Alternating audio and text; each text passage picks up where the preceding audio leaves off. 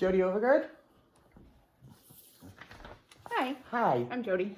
Hi, how are you today, Good, Jodi? thank you. How are you? Good, thank you. Please have a seat. Beautiful day out there, isn't it? It is. It's gorgeous out. Yes. So welcome, Jodi. Or may I call you Jodi? Yes, you may. Can you give me just a little bit of a rundown about yourself, please? Yeah, definitely. So I've had about 10 plus years experience in the administration and reception industry. Ever since high school, I have been in those positions. I have always loved the healthcare industry. That's always been a passion of mine. And I actually ended up having a child who was diagnosed with cancer at a very young age. So he's doing great now, but this gave me a very hands-on experience to the healthcare industry, being in and out of hospitals all the time, and it provided me with a lot of empathy to what other parents go through on a day-to-day as well. And that also piqued my desire to be in the healthcare industry. I ended up moving to Nova Scotia shortly after, and I worked for a company called Stevens Company, who they actually sell healthcare supplies, medical supplies to hospitals and clinics. And it was actually supposed to just be a temporary position, but you know, they ended up hiring me full-time because of my work ethic and how quickly I picked things up in that position. So I got a very hands-on experience too with medical supplies and the ordering and how that part all works. There was many people who would come into the Stevens Company looking for stethoscopes as they were in the as paramedics. And so that kind of piqued my interest into the paramedic field, and I ended up pursuing my degree as a primary care paramedic in Nova Scotia. After my practicum, it gave me a very eye-opening experience as well on that part of the healthcare system and how that all works. And it was very educational. Unfortunately, things kind of changed with my son. And so I was in Nova Scotia and wasn't really able to accommodate the shift work as I didn't have a support system over there. So I ended up doing some more administration jobs after I graduated from my paramedic degree. And and then COVID hit and I missed my family and I missed the support and so I moved back to Alberta a few years ago.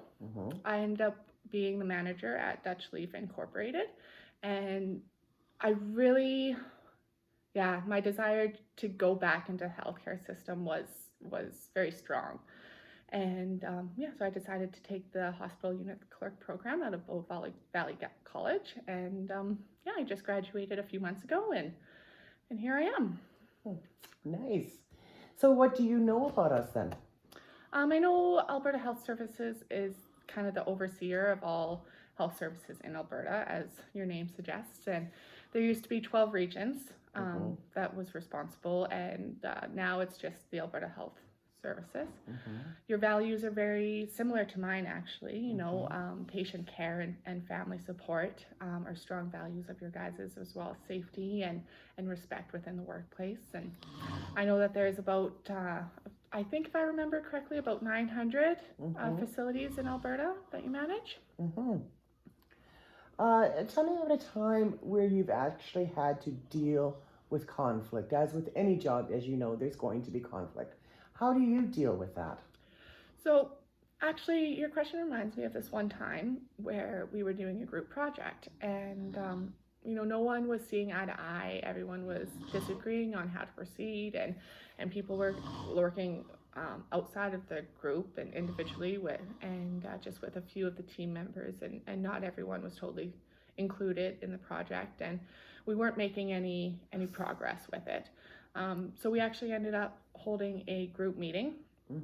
And we just sat down and discussed our concerns and our ideas, and we talked about the conflict that was happening within the group, and it was a very effective meeting, and we ended up being able to make a game plan and decide how we were going to proceed and who was doing what, and the atmosphere of the group completely changed as well, and we were able to complete our project.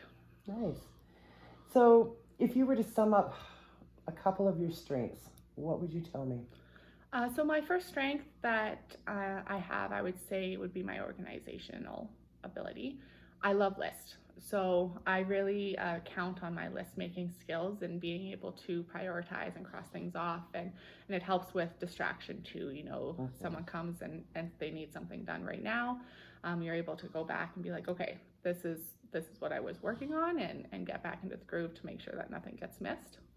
Another thing that I would say is I excel in stressful and high-paced environments. So I've had a lot of experience in those type of industries, and I do very well with it.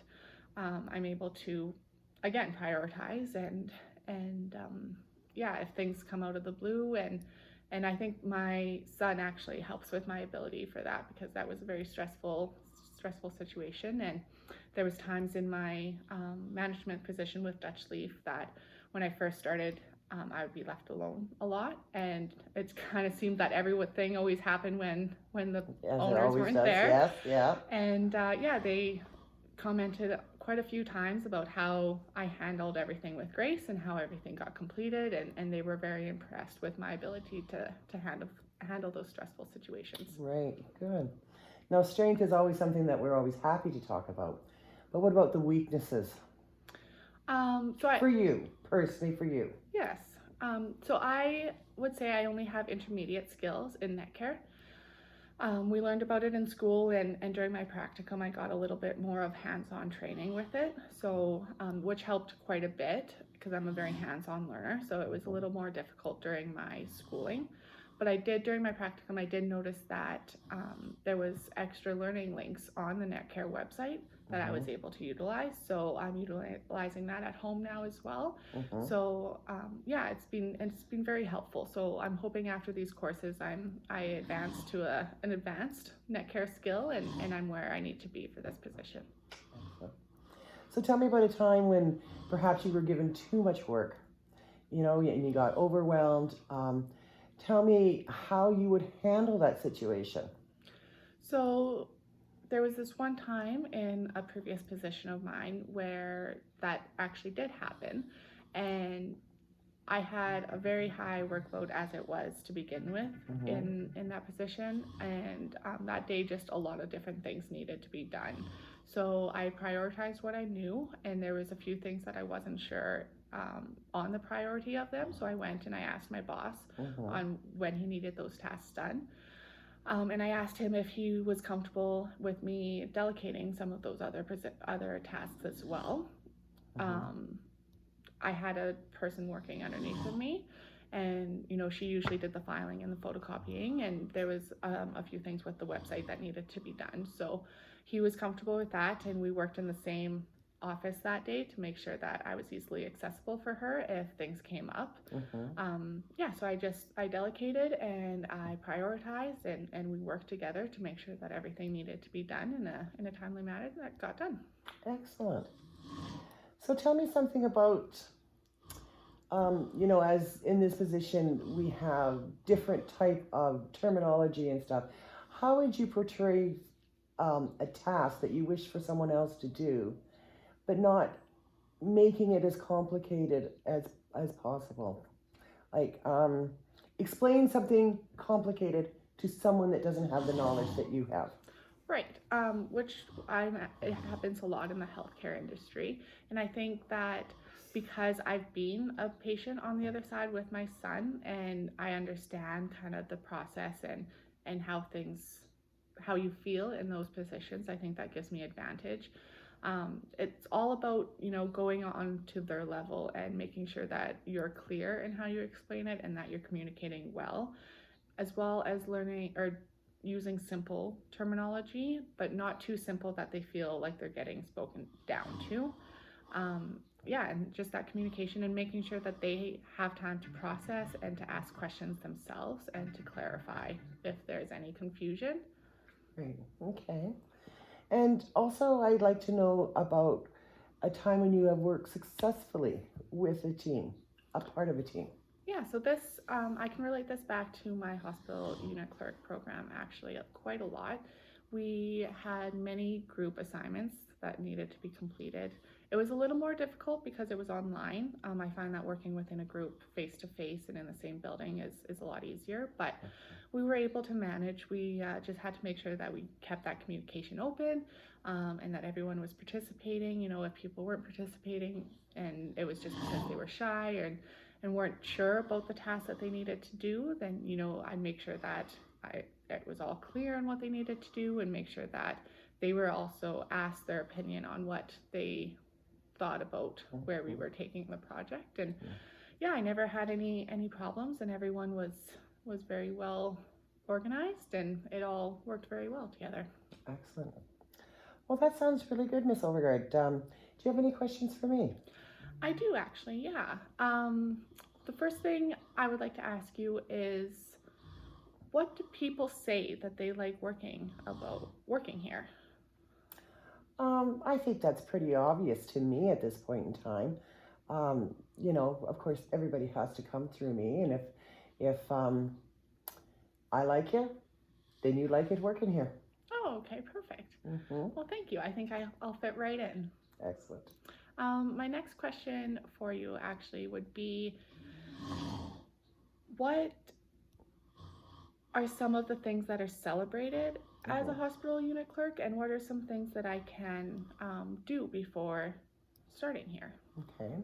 Well, basically make sure that you got your poop in a group, and that you know your stuff, and that you've passed your classes with flying colors. And as far as celebration, well, we celebrate all lives. It's a real bummer when we lose someone. Right. So we really celebrate the life. Right. Okay. Well, I'll make sure that I work on that and make sure I'm ready. The next thing that I would like to ask you is, can you explain the hiring process for me, how it works and the timeline of it? Well, as you know, the applications are closed right now.